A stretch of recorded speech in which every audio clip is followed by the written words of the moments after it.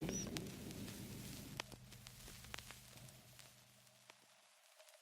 through the centuries, the notion that life is wrapped in a dream has been a pervasive theme of philosophers and poets. So doesn't it make sense that death too would be wrapped in dream? That after death your conscious life would continue?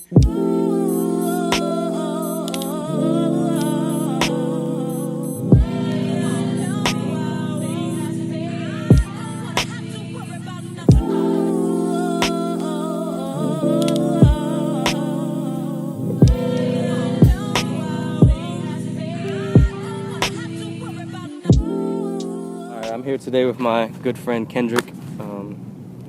He is a rapper, he's a lyricist.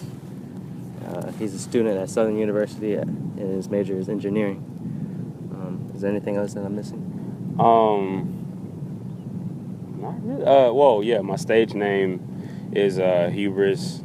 It's a Latin word for pride. It's a staple point of kind of where I go with my music, kind of just, Okay. To have pride in whatever you do. Where did that word kind of originate from? It's a crazy story. One of my good friends, we were driving around. I don't know where we were coming from, and we were like riding around in the car, and I think we were possibly just came from a party or something. Yeah. And we were just like riding around talking and stuff like that. And I was like, for the longest, I had a rap name called a.k.a. Mm-hmm. And obviously that didn't really fit too much with me, especially as I was like growing older. It's like that doesn't describe my personality whatsoever. What age was that like around? Man, I was probably Killer K around like freshman year of high school, all the way up to like my sophomore year of college and stuff like that. And then that's when I was like, You growing up? This is getting old. Yeah, this is getting old. I've learned so much this past all the years that I've up to that point. I was learning so much. So therefore, like, Killer K just wasn't a good fit. I had evolved. I had grown. I had learned a lot. So, but yeah, we were like in the car chilling, listening to music, and then all of a sudden, like, we were just thinking, like, man, what's gonna be your rap name, bro? Like, Killer K just, Kendrick. But I get it, but you're not a killer. I was just like, you're right. He was just like, man, think of words that like describe you and stuff like that. And I was like, goofy, crazy, sometimes chill, and I said proud, prideful, and everything. And he was like, all right, I like pride. Like, look up like different root words for pride and everything. And then I looked up, pride. I Googled it real quick on my phone, and then saw the word hubris, and I was like, I like that. And I was like, I said it just out loud, hubris, and everything. And he was just like, I kind of fuck with that, Was that kind of like a Shakespeare? Yeah. language?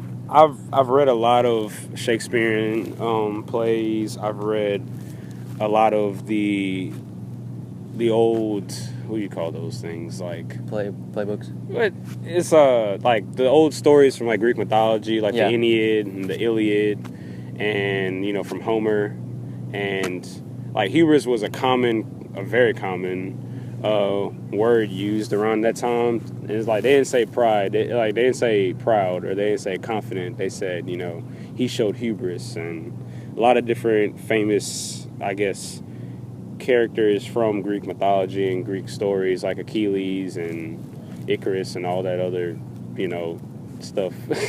They used, they had a lot of hubris and stuff like that. And they used it in a very, I guess, negative way, because they were these warriors, or they were these people who were very, overly confident in what they were doing and stuff like that. And I was like, I think I could like more or less use that that inspiration, but at the same time flip it, because I want to be prideful, and everything. And that's when I came up with like the idea that pride is much more than a sin. It's not just a way to say like you need to be humble, but it's like if I know that I'm good at what I do, if I know that this is what I want to do, if I know that basically other people are going to one day believe in me, I have to start believing in myself. I have to believe in what I want to do. And that's kind of the push behind Hubris. That's the push behind the name, the brand, the everything, is the fact that you have to just believe in yourself in order to continue on with anything. So, I mean, just because you hear the word hubris, you don't automatically have to think of, overly confident. You don't have to think of, false pride or anything like that. You just have to think of the fact that, like, look, I'm believing in what I want to do, and this is what I do. That's good. And that goes to your music. Yeah. Really well. Very, yeah. It's the mission. Yeah. That's the mission. Obviously, the subject is creator's drought.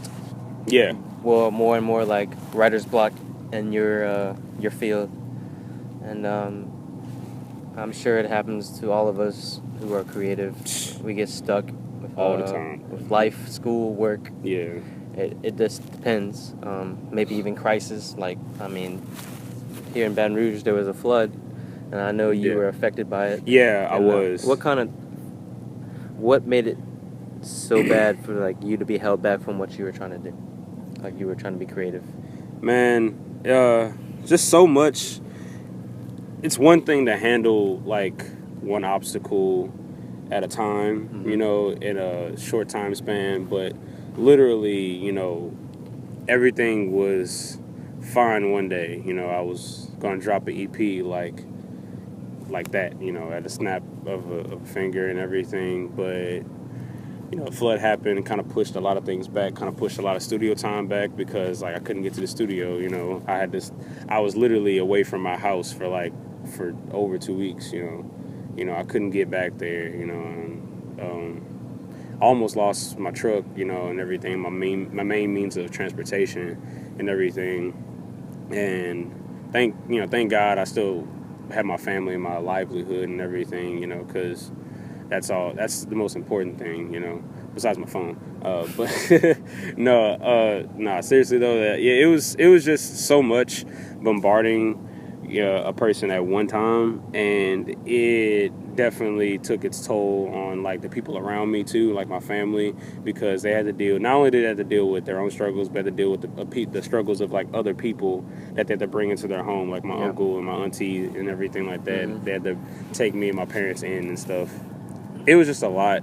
And when everything accumulates to a point of like, okay, you got this going wrong, got this going wrong, got this going wrong, got this to worry about, this to worry about. It sucks, because I had to like more or less put my passion on the back burner for like a second, and I had to focus on how I'm going to get myself out of the situation, how am I going to get back to my house, how am I going to get back to basically living how I was living before the flood. And the truth is, you're just not. You're not going to get back to how you were before. You're not going to get back to what we used to call normal. You just have to survive and adapt. That's the way life is.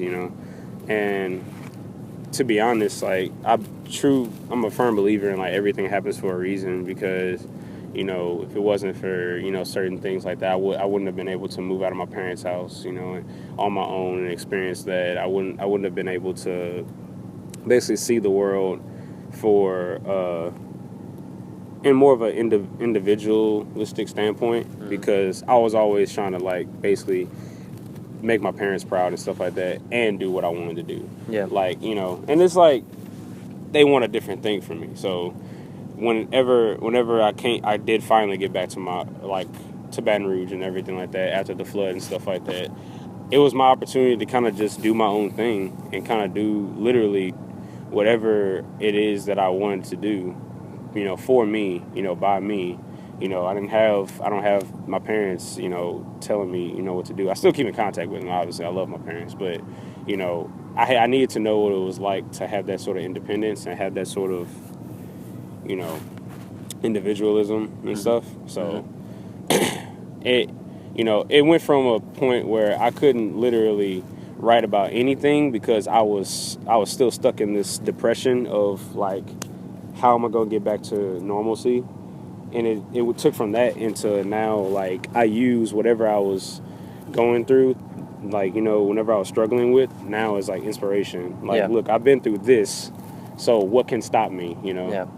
Like, I almost lost this and that and this and that, you know, or I did lose this and that, but it's like I'm still here for a reason. And, you know, this music, this thing that I call rap, you know, these lyrics that I write now are all geared towards just, you know, survival and inspiration. And, you know, it's I mean, well, obviously I was rapping about that stuff before, but now it's more than ever, you know. Bigger picture. Yep. For sure. So whenever you're in like your writer's block, what do you do to occupy yourself to kind of space out from the pressure?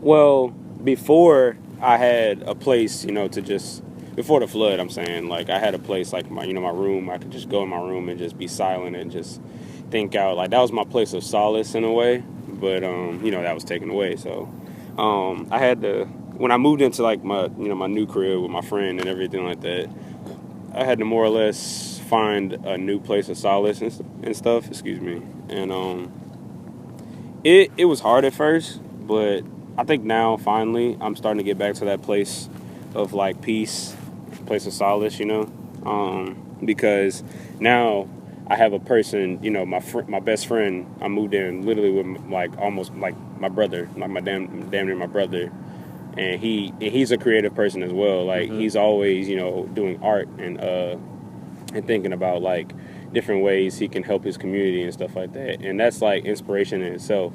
So now it's like, whenever I have writer's block, I don't have to necessarily go on by myself and try to find some type of inspiration. I could just literally just walk through the house and be like, oh, what's Preston doing? Like, what's my homie doing? And he'll be, you know, drawing something or, you know, watching something, and then that's my inspiration. So in a way, I guess I'm more inspired now by the environment around me instead of just being inspired by what's inside internally and stuff like that. Now I'm inspired by everything I see, everything I hear, you know, everything I experience is just all fuel for, like, whenever I go through those moments of, like, dang, I can't think of anything, or dang, I can't write anything, you know. Well, there you go. You have a lot of factors now. It really is, truly is, man. When the feeling of creativity comes back, how would you describe that feeling? Is it very satisfying, like, for you to sit down and actually write something? You're like, oh. It's both hard to describe and and not hard to describe. You know, it's like I'm trying to think.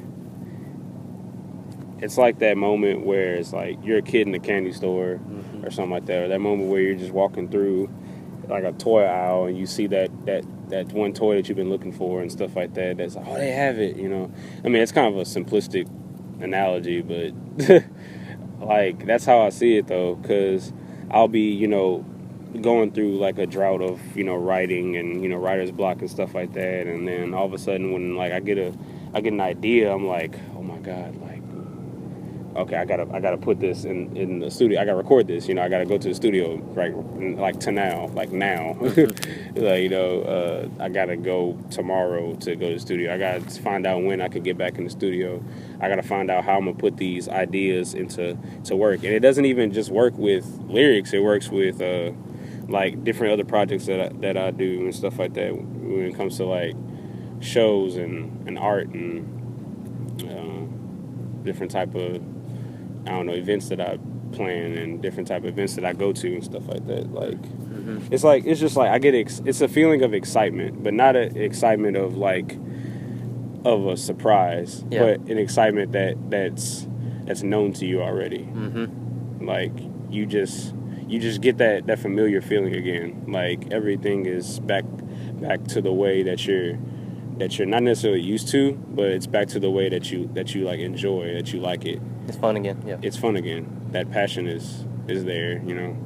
Okay, so speaking of that, the end result of your work, what makes you feel like you've done your best? Like, what do you question to be answer those questions? To be honest, I don't ever feel like I've done my best in a way, because I don't know what my best is yet.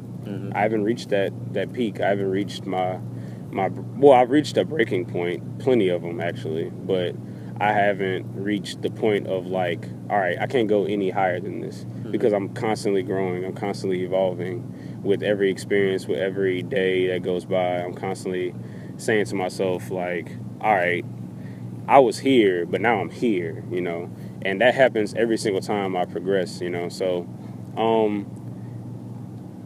to be honest, I just do the best I can. Now, you know, I write to the best of my ability. Yeah.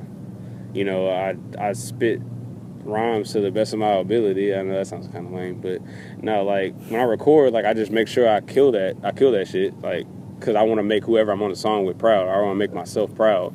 Like if I make myself proud, that's cool, but I don't ever consider myself doing the best I can possibly do, because like I feel like anytime I hear a song now of mine, or anytime I hear a verse of mine, I'm like, all right, I can do better. All right, I can do better. And it's not a saying that I'm tearing myself down or anything like that. It's just that if I want to be great, I got to keep pushing, you know. I got to keep pushing past the limit, because, like, if I limit myself too much, then, or if anybody, you know, whatever you do, if you try to limit yourself too much and put too many boundaries upon yourself, then you can't grow. You can't think outside the box anymore, you know. You run out of, not necessarily ideas, but you run out of, you just run out of creative juice, and I don't like that. So I try to always push myself, you know, if that makes sense. That's possible, yeah. You know, as many times as possible. Do you have any advice for people who are in writer's block? In writer's block, or stuck?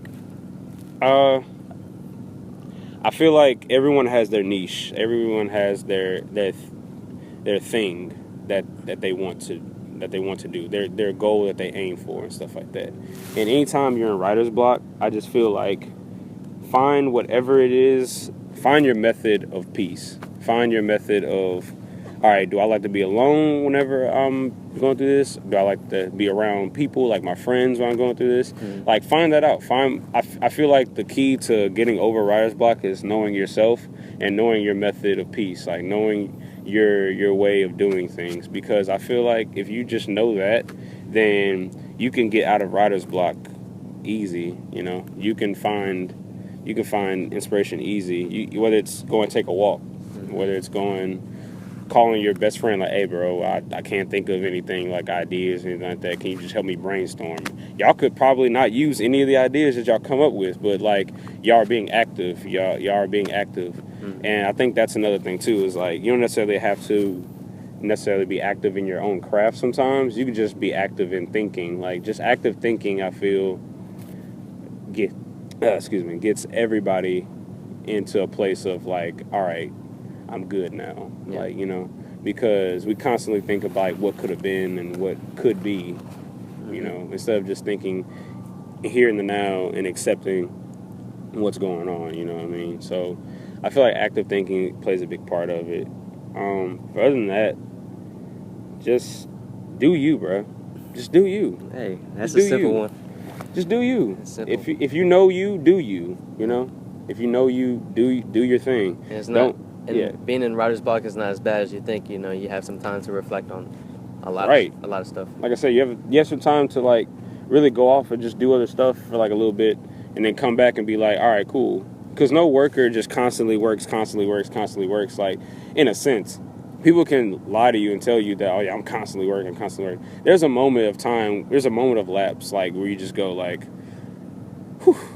All right, and then you just go back to working. Yeah. Like there's that moment, like, and sometimes when you have that moment, it's good because we're all human, you know. We're not machines. We can't constantly be working until like we break or something like that. Like that's how you break. But it's like if you literally take some time away and really like, you know, think about what you're doing and think about like all the stuff that you're going through when you're writing or when you're creating, then you have so much more fun doing it, because it's like when you finally do succeed, you look at it and you be like, well, I was in this place, now I'm here, you know what I mean? Like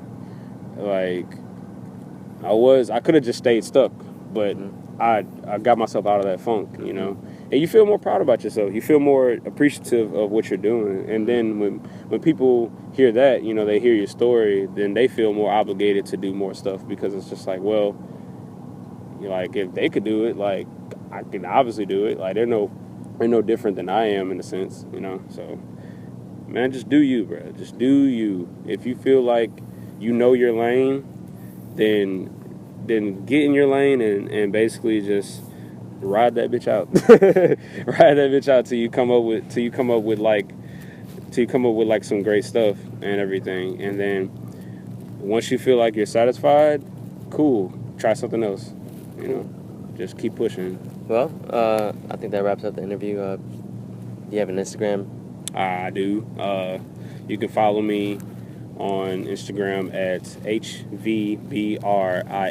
Okay. And I'm going to link your SoundCloud below the description. Appreciate that. Definitely do that. Follow the SoundCloud. Listen to the SoundCloud. I have an EP in the works right now. I'm back into the lab, finally, trying to, make use of all this free time I have and stuff like that to just basically create art and keep on creating. Awesome. All right. Cool. Thank you, brother.